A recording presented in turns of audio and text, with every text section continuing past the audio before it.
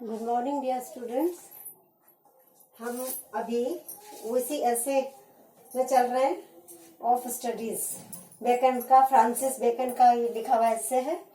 और शुरू में हमने पढ़ लिया था कि किस प्रकार से बेकन ने बताया था कि स्टडीज के 3 पर्पस होते हैं। स्टडीज है for delight, for ornament and for ornament and for business.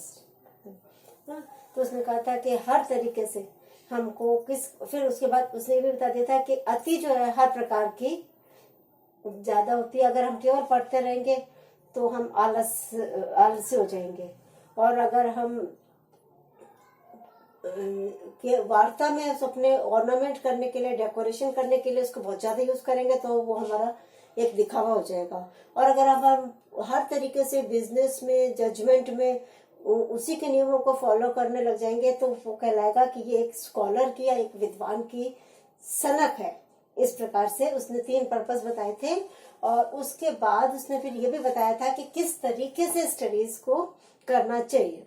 उसके बाद अब हम ये पैराग्राफ हमारा 5वां है ऐसे का, और उसने वहां पे तो उसने सिमिली ली थी पिछले बार में, और यहाँ पे उसने मेटाफर लिया। मेटाफर में जहाँ कवि या लेखक लाइक, सो, एज का प्रयोग नहीं करते हैं, बल्कि वो ये कहते हैं ये अलग ही तरीका है ना। तो यहाँ पे उसने खाने से मेटाफर लिया कि जिस प्रकार से हम भोजन खाते हैं, ग्रहण करते हैं, तो कुछ भोजन तो ऐसा होता है जिसे हम केवल टेस्ट ही कर लेते हैं, कुछ ऐसा होता है जिसे हम बहुत स्वास्थ्य के लिए फायदेमंद होता है इसलिए उसको हम निगल लेते हैं, कुछ ऐसे होते हैं जिसको बहुत ही सख्त लेना उसका जरूरत है, इसलिए उसको बहुत ही धीरे धीरे बारीकी से च्यूड करना चाहिए, चबा चबा करके खाना चाहिए। तो उसी प्रकार से कवि कह रहा है, लेखक कह रहा है, एसेइस्ट कह रहा है, हमारा निबंधकार कह रहा है कि किस प्रकार से बुक्स भी, अगर तरीके बुक्स को पढ़ने के अलग अलग है तो बुक्स भी अनेक प्रकार की होती है।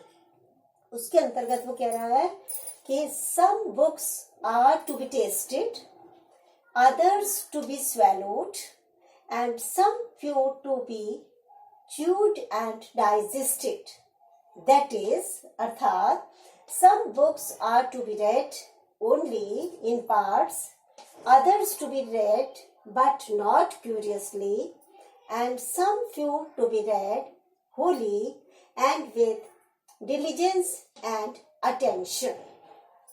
लेकिन एक एक सेंटेंस में इतनी नॉलेज भर देता है कि उसको एक्सप्लेन करना, उसको समझना में टाइम लगता है। तो इसमें जैसे उसने कहा कि some books are to be tasted, taste करना, चखना।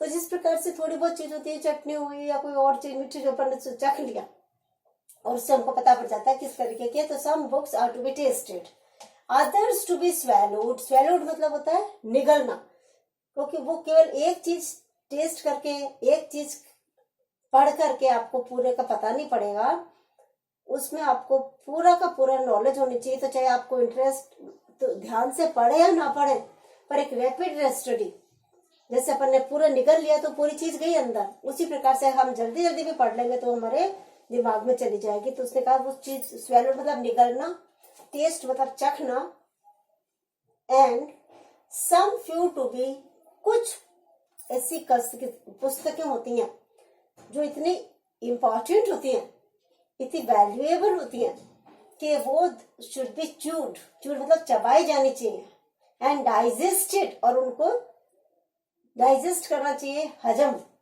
पाचन, उनको अच्छे से पाचन करना चाहिए, समझ समझ की चीज पढ़नी चाहिए जिससे कि हर चीज उनके हमारे दिमाग में पहुंच जाए। दैट इज, फिर उसका अर्थात, ये तो केवल उसने मेटाफोरिक लैंग्वेज में बता दिया कि जिस प्रकार से भोजन करने के 3 तरीके होते हैं, कुछ टेस्ट कर लिया, कुछ निगल लिया, और कुछ चबा चबा करके अच्छे से खा लिया।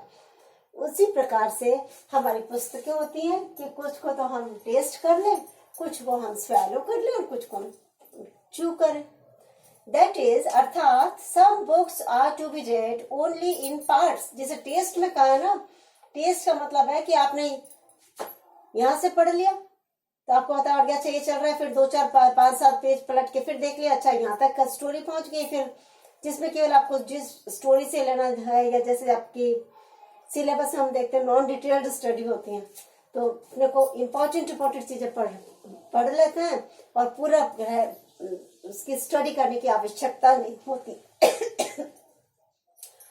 ऐसे पुस्तकों को लेखक ने टेस्टेड की कैटेगरी में रखा है। कौन सी?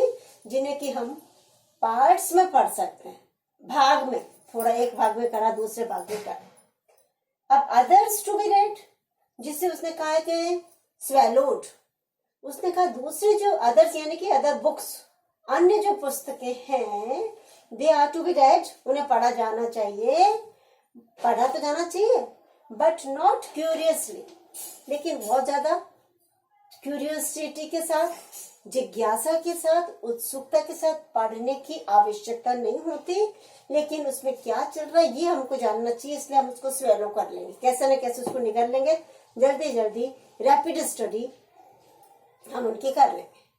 एंड सम फ्यू मतलब बहुत कम ऐसी पुस्तकें होती हैं टू बी रेड, जिन्हें कि पढ़ा जाना चाहिए, होली मतलब कि कंप्लीटली, पूरी की पूरी।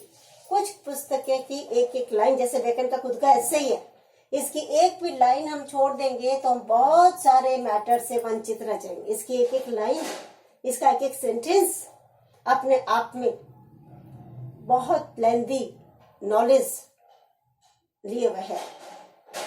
हाँ, तो वो कह रहा है कि उसी प्रकार की कैटेगरी में इसके साथ some few are to be read wholly मतलब कंप्लीटली एंड विद डिलीजेंस मतलब बहुत ही लेबर के साथ, स्टूडियसनेस के साथ, एंड अटेंशन ध्यान के साथ। मतलब कुछ जो कि बहुत ही अच्छी, सारगर्भित, वैल्यूएबल, इम्पोर्टेंट, जिसमें कि बहुत सारी नॉलेज समाई हुई है, वो पुस्तकें बेकन उस कैटेगरी में रखता है जिसे कि हमें च्यूड एंड डाइजेस्ट करना है। च्यूड एंड डाइजेस्ट, और च्यूड एंड डाइजेस्ट का मतलब वो खुद ही बता रहा है, जिन्हें होली पूरा पढ़ना है, डिलीजेंस के साथ पढ़ना है, बहुत ही मेहनत के साथ, ध्यान एंड अटेंशन, पूरा हमारा ध्यान कंसंट्रेट करके उस पर करना है। इसको आप इतना पढ़ो, नेक्स्ट वीडियो में हम करेंगे।